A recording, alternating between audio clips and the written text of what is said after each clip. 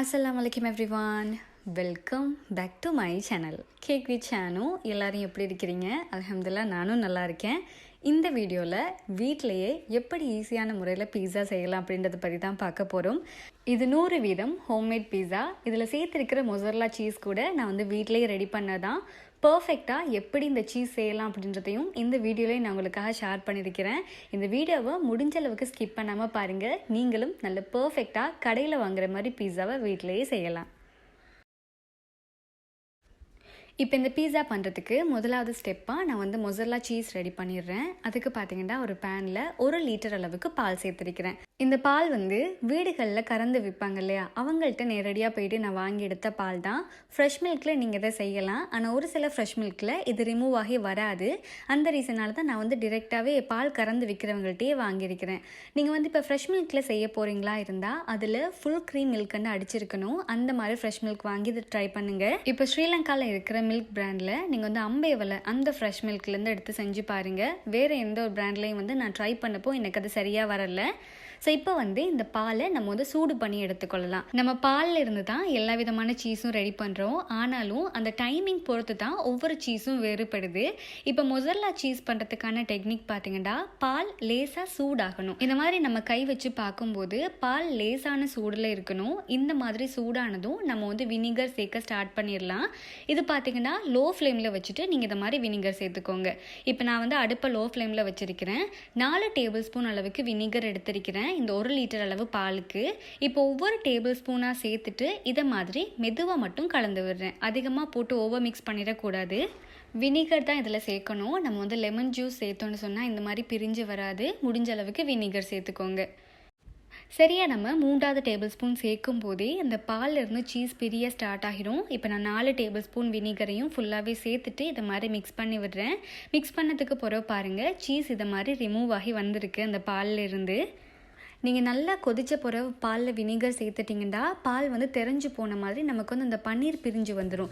ஆனால் நான் சொன்ன ஸ்டேஜில் நீங்கள் சேர்த்திங்களா இருந்தால் இந்த சீஸ் இந்த மாதிரி பிரிஞ்சு வந்திருக்கும். அவ்வளவுதான். இந்த மாதிரி மொத்தமாக பிரிஞ்சு வந்ததுக்கு பிறகு நம்ம மூடி வச்சு 2 நிமிஷம் வரைக்கும் அதே லோ ஃப்ளேமில் குக் பண்ணி எடுத்துக்கொள்ளணும். சீஸ் வந்து லேசாக மெல்ட் ஆகிற பதம் அப்போ தான் அதுக்கு கிடைக்கும். சரி, 2 நிமிஷத்துக்கு பிறகு பார்த்தீங்கன்னா நான் இந்த மாதிரி எடுத்துட்டு சீஸை வெளியில் எடுத்துடுறேன். இந்த மாதிரி குக் பண்ணிவிட்டு நீங்கள் சீஸை ஸ்பூனில் எடுக்கும்போது பார்த்தீங்கன்னா அது மெல்ட் ஆகிக்கிட்டே இது மாதிரி லாஸ்டிக் மாதிரி வரும். இந்த மாதிரி வந்தாலே நம்மளோட சீஸ் வந்து பர்ஃபெக்டாக வந்துட்டுன்னு தான் அர்த்தம். ஸோ இப்போ இந்த சீஸை நம்ம வந்து 2 நிமிஷம் தண்ணியில் போட்டு ஒர்க் பண்ணணும். இப்போ நம்ம வந்து தண்ணியை சூடு பண்ணி எடுத்துக்கொள்ளலாம். இப்போ வந்து இந்த சீஸ் லேசான சூடில் இருக்கும். ஒரு ஸ்டெயினருக்கு மாற்றி எடுத்துட்டு கையில் வச்சு லேசாக புளிஞ்சு எடுத்துக்கொள்கிறேன். இந்த மாதிரி செய்கிறதுனால எக்ஸ்ட்ராவாக இருக்கிற பால் எல்லாமே வெளியில் வரும். இப்போ இதே தண்ணியை நான் வந்து சூடு பண்ணி எடுத்துக்கொள்ள போகிறேன். கொதிக்க வைக்க வேணாம், ஆனால் நல்லா ஹீட் ஆக்கி எடுத்துக்கோங்க. இதில் வந்து ஒரு டேபிள் ஸ்பூன் அளவுக்கு உப்பும் சேர்த்துட்டு இப்போ தண்ணி நல்லா சூடானதும் நம்ம வந்து ரெடி பண்ணி வச்சுருக்கோம் இல்லையா சீஸ், அதை வந்து இதை மாதிரி அந்த தண்ணியில் காட்டி எடுக்கணும். ஒரு 4 தடவை நம்ம வந்து தண்ணியில் போட்டு எடுத்தோம் அப்படின்றாலே போதும். நீங்கள் ஒவ்வொரு தடவை இந்த சூடான தண்ணியில் சேர்க்கும் போதும் இதை மாதிரி நான் இதில் காட்டுறது போல் லேசாக மிக்ஸ் பண்ணி விடுங்க. ஆனால் அதிகமாக போட்டு மிக்ஸ் பண்ணிட வேணாம். அவ்வளவுதான். நம்ம ஆரம்பத்தில் எடுக்கும்போது இருந்ததை விட இப்போ நம்மளோட சீஸ் வந்து பர்ஃபெக்டான அந்த டெக்ஸ்சரில் வந்துட்டு நம்ம இன்னும் சூடான தண்ணியில் போட்டுட்டோம்னு சொன்னால் மெல்ட் ஆகி போயிடும். அதனால் இந்த ஒரு ஸ்டேஜில் நம்ம எடுத்துருவோம். இப்போ இந்த சீஸை நீங்கள் வந்து போல் பண்ணி எடுத்துக்கோங்க. நான் இதில் காட்டியிருக்கிற அளவு பார்த்தீங்கன்னா சரியாக 1 லிட்டர் அளவில் தான் இந்த அளவுக்கு சீஸ் ரெடி பண்ணியிருக்கிறேன். இப்போ நீங்கள் பீஸாவில் சேர்க்க போகிறீங்கன்னு சொன்னால் இதை விட இன்னொரு மடங்கு கொஞ்சம் அதிகமாக செய்யணும். நான் வந்து இன்றைக்கி செய்ய போகிற பீஸாவோட அளவு லார்ஜ் சைஸ். ஸோ அதனால் நான் வந்து 2 லிட்டர் அளவுக்கு நான் இதை மாதிரி ரெடி பண்ணி வச்சுருக்கிறேன். இப்போ ரெடி பண்ணி வச்சுருக்க சீஸை லேசாக தண்ணியில் அலசி எடுத்துக்கோங்க. அதில் மேலே வந்து இந்த பாலெல்லாம் இருக்கும். ஸோ அது வந்து ரிமூவ் ஆகி வந்துடும். இந்த மாதிரி ரிமூவ் பண்ணி எடுத்ததுக்கு பிறகு நம்ம வந்து ஒரு கிளிங் ரேப்பில் வச்சுட்டு இதை கவர் பண்ணி வைக்கலாம். இந்த சீஸை நீங்கள் உடனே வந்து யூஸ் பண்ணலாம். இல்லை நீங்கள் வச்சு இதை யூஸ் பண்ண போகிறீங்கன்னு சொன்னால் 1 வீக் வரைக்கும் ஃப்ரீசரில் நீங்கள் ஸ்டோர் பண்ணக்கூடியதாக இருக்கும். நான் வந்து உங்களுக்கு ஒரு டிப்ஸ் சொல்லித்தரேன். நீங்கள் எந்த பாலில் செய்கிறதா இருந்தாலும் முதலாவது இதை மாதிரி 1 லிட்டர் அளவுக்கு செஞ்சு பாருங்கள். எடுத்ததுமே அதிகமான அளவு பால் சேர்த்துட்டு பண்ணிடாதீங்க. இப்போ நம்ம பீஸா டோ ரெடி பண்ணிடலாம். அதுக்கு பார்த்தீங்கன்னா ஒரு பவுலில் நான் வந்து 3/4 கப் அளவுக்கு வெதுவெதுப்பான தண்ணி சேர்த்துக்கொள்கிறேன். இப்போ இதில் 1/2 டேபிள் ஸ்பூன் அளவுக்கு சீனி சேர்த்துக்கொள்வோம். நம்ம சீனி சேர்க்கும் போது ஈஸ்ட் குயிக்காக ஆக்டிவ் ஆகி வரும். இதோட 1/2 டீஸ்பூன் அளவுக்கு ஈஸ்ட்டும் சேர்த்துக்கொள்கிறேன். ஈஸ்ட் வந்து நல்லா ஆக்டிவ் ஆகி வரணும். மேலே பார்த்தீங்கன்னா நுரை மாதிரி வரணும். அந்த மாதிரி வந்தால் தான் ஈஸ்ட் வந்து ஆக்டிவ் ஆகி இருக்குன்ற அர்த்தம். அது மாதிரி புது ஈஸ்ட்டாக சேர்த்துக்கோங்க. இந்த மாதிரி மிக்ஸ் பண்ணிவிட்டு நீங்கள் வந்து ஒரு 5 நிமிஷம் வச்சாலே போதும், அது ரெடி ஆகிரும். நீங்கள் சேர்த்துருக்குது புது ஈஸ்ட்டாக இருந்தால் இது மாதிரி மேலால் நுரை போல் வர ஸ்டார்ட் ஆகும். நீங்கள் இப்போவே மாவு பிசைய ஸ்டார்ட் பண்ணிடலாம். இதுக்காக ஒரு க்ளீனான பவுலில் நான் வந்து 2 கப் அளவுக்கு மாவு சேர்த்துக்கொள்கிறேன். நம்ம வீட்டில் சாதாரணமாக யூஸ் பண்ணுற கோதுமை மாவு தான். இப்போ மாவில் 1/2 டேபிள் ஸ்பூன் அளவுக்கு சீனி சேர்த்துக்கொள்கிறேன். அது மாதிரி 1/2 டீஸ்பூன் அளவுக்கு உப்பு சேர்த்துக்கொள்கிறேன். உப்பு வந்து உங்களுக்கு தேவைக்கேற்ற மாதிரி சேர்த்துக்கோங்க. இப்போ இது ரெண்டையுமே சேர்த்துட்டு நல்லாவே மிக்ஸ் பண்ணி எடுத்துக்கொள்ளணும். இப்போ இதில் நம்ம ரெடி பண்ணி வச்சுருக்க ஈஸ்ட் மிக்ஸை அப்படியே சேர்த்துக்கொள்ளலாம். இந்த 2 கப் அளவு மாவுக்கு நான் வந்து கலந்து வச்சுருக்க அந்த 3/4 கப் அளவு தண்ணி கரெக்டாக இருக்கும். அதனால் நான் வந்து அப்படியே சேர்த்துக்கொள்கிறேன். இப்போ இதை நல்லா பிசைஞ்சு ஒரு டோவாக ரெடி பண்ணி எடுத்துக்கோங்க. முதல்ல நம்ம சேர்த்துருக்க தண்ணியில் இந்த மாவு வந்து ஃபுல்லாகவே நல்லா மிக்ஸ் ஆகி வரட்டும். இந்த மாதிரி வந்ததுக்கு பிறகு நம்ம வந்து 2 டேபிள் ஸ்பூன் அளவுக்கு பட்டர் சேர்த்துக்கொள்ளலாம். நான் வந்து ஸ்ரீலங்காவில் இருக்கிற எக்ஸ்ட்ரா மார்கரின் தான் சேர்த்துருக்கிறேன். இப்போ 2 டேபிள் ஸ்பூன் அளவுக்கு நல்ல சாஃப்டான பட்டரை சேர்த்துட்டு நல்லா பிசைஞ்சு எடுத்துக்கோங்க. இந்த மாதிரி பட்டர் சேர்த்ததுக்கு பிறகு பார்த்தீங்கன்னா மாவோட டெக்ஸ்சர் மாறிடும். நம்ம வந்து லேசாக மாவு தூவிட்டு இப்போ பிசைஞ்சு எடுத்தோம் அப்படின்னு சொன்னால் கரெக்டாக இருக்கும்.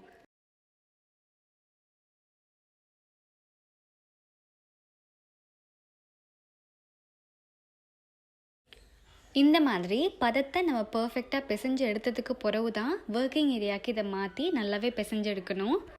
நான் இப்போ காட்டுற இதே மெத்தடில் 5லிருந்து 7 நிமிஷம் வரைக்கும் பிசைஞ்சு எடுத்துக்கோங்க. இப்போ நம்ம ரெடி பண்ணி வச்சுருக்க பிஸ்ஸா டோவை ஒரு பவுலுக்கு மாற்றிடலாம். நீங்கள் இது மாதிரி மாற்றும் போது பவுலில் லேசாக ஆயில் ஸ்ப்ரெட் பண்ணி வச்சுக்கோங்க. அப்போ தான் அந்த மாவு வந்து டபுளாகி வரும்போது ஒட்டாமல் வரும். இப்போ இதை ஒரு கிளிங் ரேப் வச்சு கவர் பண்ணிவிட்டு சரியாக 1.5 மணித்தேரம் வரைக்கும் நம்ம வந்து ரெஸ்ட் பண்ண விடலாம். இது வந்து டபுளாகி வரட்டும். இப்போ இதுக்கடையில் நம்ம பிஸாக்கு தேவையான பிஸா சோஸ் ரெடி பண்ணிடலாம். அதுக்கு பார்த்தீங்கன்னா இது மாதிரி 3 பெரிய தக்காளி பழம் எடுத்திருக்கிறேன். நான் இன்றைக்கி செய்ய போகிற பிஸா வந்து நல்ல பெரிய பிஸா. ஸோ அதுக்கு ஏற்ற மாதிரி இந்த 3 தக்காளி எடுத்திருக்கிறேன். தக்காளியில் கண் மாதிரி இருக்கும் இல்லையா, அதையும் ரிமூவ் பண்ணிவிட்டு கீழே நான் இது மாதிரி ஒரு எக்ஸ் மாதிரி போட்டிருக்கிறேன். நம்ம வந்து குக் பண்ணி எடுக்கும்போது ஈஸியாக அந்த தோலை பீல் பண்ணி எடுக்கலாம். இப்போ இதோட பெரிய வெங்காயத்தில் பாதி வெங்காயம் எடுத்திருக்கிறேன். அது மாதிரி உரப்புக்கு 2 காஞ்ச குச்சிக்காய் எடுத்திருக்கிறேன். இப்போ இது எல்லாத்தையுமே தண்ணி நல்லா சூடானது முதல்ல சேர்த்துட்டு நம்ம மூடி வச்சு குக் பண்ணி எடுத்துக்கொள்ளலாம். அதிகமான நேரம் நம்ம குக் பண்ண தேவையில்லை. ஒரு 5 நிமிஷம் வரைக்கும் இதை சூடு பண்ணி எடுத்துக்கொள்வோம். பார்த்திங்கன்னா தக்காளி நல்லா குக் ஆகி இப்போ இந்த தோலெல்லாம் ரிமூவ் ஆகி வர இந்த ஸ்டேஜுக்கு வந்துட்டு இப்போ நம்ம வந்து வெளியில் எடுத்துகிட்டு தோல் எல்லாத்தையுமே நல்லா உரித்து எடுத்துக்கொள்ளலாம். ஸோ இதை வந்து அப்படியே நான் ஒரு மிக்ஸி ஜாரில் சேர்த்துக்கொள்கிறேன். நம்ம வந்து இது நல்லாவே ஒரு ஃபைன் பேஸ்ட்டாக அரைச்செடுக்க போகிறோம். இப்போ இதோட நம்ம குக் பண்ணி வச்சுருக்க அந்த வெங்காயத்தை சேர்த்துக்கொள்ளலாம். இந்த காஞ்ச குச்சிக்காய் சேர்க்கும்போது உள்ளே இருக்கிற அந்த சீட்ஸ் எல்லாம் ரிமூவ் பண்ணிவிட்டு சேர்த்துக்கோங்க. இப்போ இதை நல்லா அரைச்சி ஒரு ஃபைன் பேஸ்ட்டாக ரெடி பண்ணி ஒரு பக்கமாக வச்சிடலாம். இப்போ ஒரு சட்டியில் 1 டேபிள் ஸ்பூன் அளவுக்கு ஆயில் சேர்த்துக்கொள்கிறேன். இப்போ ஆயில் சூடானதும் 2 வெள்ளைப்பூடை சின்ன சின்னதாக கட் பண்ணிவிட்டு சேர்த்துக்கொள்கிறேன். இதில் இருக்கிற பச்சை ஸ்மெல் போகும் மட்டும் நம்ம வந்து லேசாக இதை வதக்கி எடுத்துக்கொள்ளலாம். இந்த பிஸா சோஸுக்கு நல்ல ஃப்ளேவர் கொடுக்குறதே இந்த பூண்டு தான். இப்போ வந்து இது நல்லா ஃப்ரை ஆகிட்டு வந்ததுக்கு பிறகு நம்ம அரைச்சி வச்சுருக்க பேஸ்ட்டை சேர்த்துக்கொள்ளலாம். நான் எடுத்திருந்த தக்காளி பழம் பார்த்திங்கன்னா நல்ல கனிஞ்ச பழம். ஸோ அதனால் இந்த சோஸுக்கு வந்து நல்ல கலர் கொடுத்துருக்கும். முடிஞ்ச அளவுக்கு நல்ல பழுத்த பழமாக எடுத்துக்கோங்க. அப்போ தான் சோஸ் வந்து பார்க்குறதுக்கும் நல்லா இருக்கும். இப்போ இந்த மாதிரி சேர்த்துட்டு அந்த ஆயில்லையே லேசாக இதை வதக்கி விடுங்க. இருக்கிற தக்காளி பழம் எல்லாமே நல்லா குக்காகி வரணும். ஸோ குக்காகி வரும்போது நல்ல ஸ்மெல்லாக இருக்கும். ஸோ அதை மாதிரி இந்த சோஸ் வந்து நல்லா திக்காக ஸ்டார்ட் ஆகும். இந்த ஸ்டேஜில் நம்ம வந்து தேவையான அளவுக்கு உப்பு சேர்த்துக்கொள்ளலாம். நான் வந்து ஒரு 1/2 டீஸ்பூன் அளவுக்கு உப்பு சேர்த்துருக்கிறேன். இப்போ உப்பையும் சேர்த்துட்டு நல்லா மிக்ஸ் பண்ணி விடுங்க. இப்போ உப்பு சேர்த்து மிக்ஸ் பண்ணிவிட்டு இதை நான் அப்படியே மீடியம் ஃப்ளேமில் குக் பண்ணுறேன். ஒரு 3 நிமிஷம் வரைக்கும் அப்படியே குக் பண்ணி எடுத்துக்கொள்கிறேன். மிக்ஸ் பண்ண வேணாம். கொஞ்சம் நேரத்தில் பார்த்தீங்கன்னு சொன்னால் நம்மளோட சோஸ் இதை மாதிரி லேசாக திக்காகி வந்திருக்கும். இப்போ இதில் எக்ஸ்ட்ராவாக இதில் டேஸ்ட் கூட்டுறதுக்காக 2 டீஸ்பூன் அளவுக்கு டொமேட்டோ கெச்சப் சேர்த்துக்கொள்கிறேன். இதுவும் நான் வீட்டிலேயே ஹோம்மேடாக ரெடி பண்ணது தான். இப்போ உங்கள்கிட்ட டொமேட்டோ கெச்சப் இல்லை அப்படின்னு சொன்னால் 1/2 டீஸ்பூன் அளவுக்கு வினிகர் சேர்த்துக்கோங்க. ஸோ வினிகர் சேர்த்திங்கன்னா அந்த டேஸ்ட் வந்து நல்லா இருக்கும். இந்த சோஸ்லேயே நம்ம வந்து ஒரிகானோ சேர்க்கலாம். ஒரிகானோண்டா கற்பூரவள்ளியை காய வச்சு பவுடர் பண்ணது. ஸோ இருந்தால் அதை சேர்த்துக்கோங்க, நல்ல ஃப்ளேவர் கொடுக்கும். அவ்வளவுதான், நம்மளோட சோஸ் ரெடி ஆகிட்டு. இது அதிகம் திக்காக கெச்சப் மாதிரி இல்லாமல் லேசாக அந்த சோஸ் மாதிரி நம்ம ஸ்ப்ரெட் பண்ணக்கூடிய ஒரு பதத்தில் இருக்கணும். இதுதான் சரியான டெக்ஸ்சர். இனி நம்ம இந்த பிஸாவுக்கு உள்ளே வைக்கிறதுக்கு மாதிரி ஒரு ஃபில்லிங் ரெடி பண்ணிடலாம். வழமையாக பிஸாவில் பார்த்தீங்கன்னா பச்சையாக வெஜிடபிள்ஸை வந்து கட் பண்ணி தான் வைப்பாங்க. இன்றைக்கு நான் லேசாக குக் பண்ணி இதை மாதிரி ஒரு ஃபில்லிங் மாதிரி ரெடி பண்ணிவிட்டு வைக்க போகிறேன். ஸோ இந்த மாதிரி பண்ணும்போது பிஸா நல்ல டேஸ்ட்டாக இருக்கும். ட்ரை பண்ணி பாருங்கள். முதலாவது பீஃப் பீஸாக்கான அந்த ஃபில்லிங் ரெடி பண்ணிடுறேன். அதுக்கு பார்த்தீங்கன்னா பேனில் 2 டேபிள் ஸ்பூன் அளவுக்கு ஆயில் சேர்த்துட்டு 4 மீடியம் சைஸ் வெங்காயத்தை கட் பண்ணி இதை மாதிரி சொப் பண்ணி சேர்த்துக்கொள்கிறேன். இப்போ லேசாக இந்த வெங்காயம் வதங்கி வரும்போது கொஞ்சமாக கருவேப்பிலை சேர்த்துக்கொள்ளலாம். இப்போ இதை மாதிரி லேசாக மிக்ஸ் பண்ணிவிட்டு ஒரு சின்ன தக்காளி பழத்தை கட் பண்ணி சேர்த்துக்கொள்கிறேன். முடிஞ்ச அளவுக்கு சொப் பண்ண மாதிரியே சேர்த்துக்கோங்க, ஈஸியாக குக் ஆகி வந்துடும். நான் வந்து அதிகமாக தக்காளி சேர்க்கலை, நம்ம வந்து பிஸா சோஸ்லேயும் தக்காளியெல்லாம் சேர்த்துருக்கிறோம், அதனால் இதில் வந்து குறைவாக சேர்த்துக்கொள்கிறேன். இதோட ஒரு பச்சை கொச்சிக்காவும் நான் வந்து கட் பண்ணி சேர்த்துட்டு தேவையான அளவுக்கு உப்பும் சேர்த்து மிக்ஸ் பண்ணி விடுறேன்.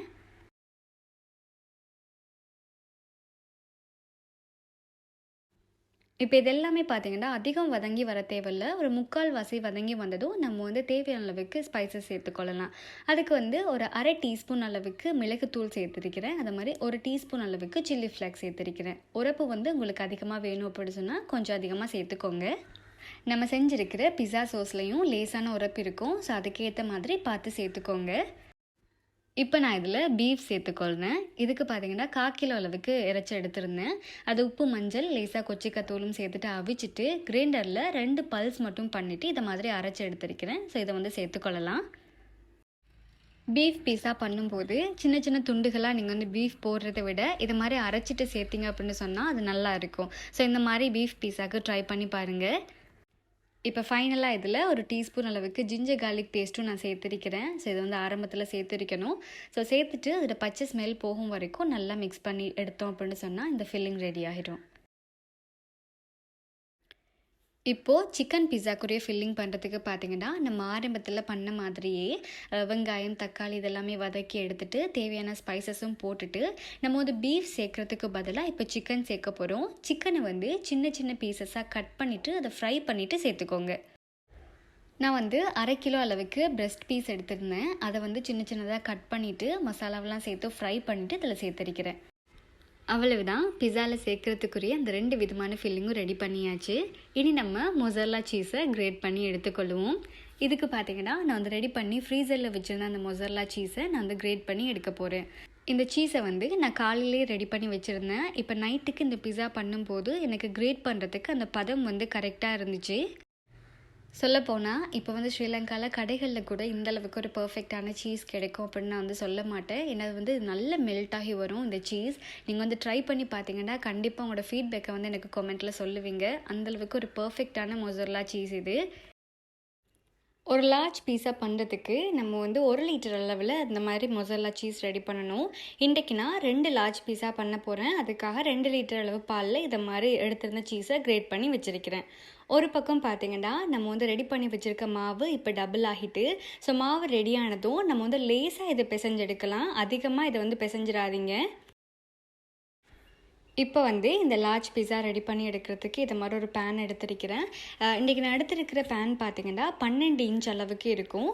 நான் ரெடி பண்ணியிருக்கிற மாவை மொத்தமாக தான் இந்த பேனில் வந்து நான் இதை மாதிரி பருத்தி எடுத்திருக்கிறேன்.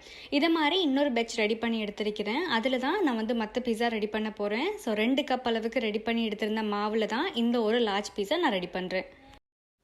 பீஸாவுக்கு வந்து நடுவில் மட்டும் நம்ம வந்து குழி மாதிரி பண்ணணும். அதுக்கு ஓரங்களில் கை வச்சு இது மாதிரி ப்ரெஸ் பண்ணுங்கள்.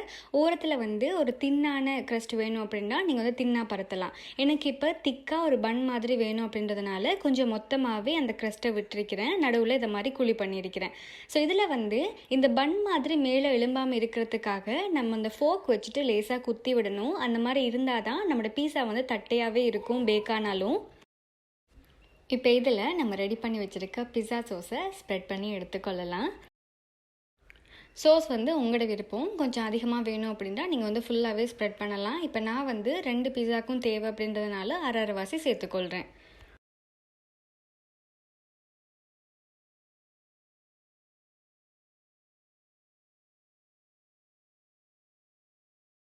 இப்போ இதுக்கு மேலே கொஞ்சமாக நம்ம வந்து கிரேட் பண்ணி வச்சிருக்கிற மொசரல்லா சீஸ் சேர்த்துக்கொள்ளலாம்.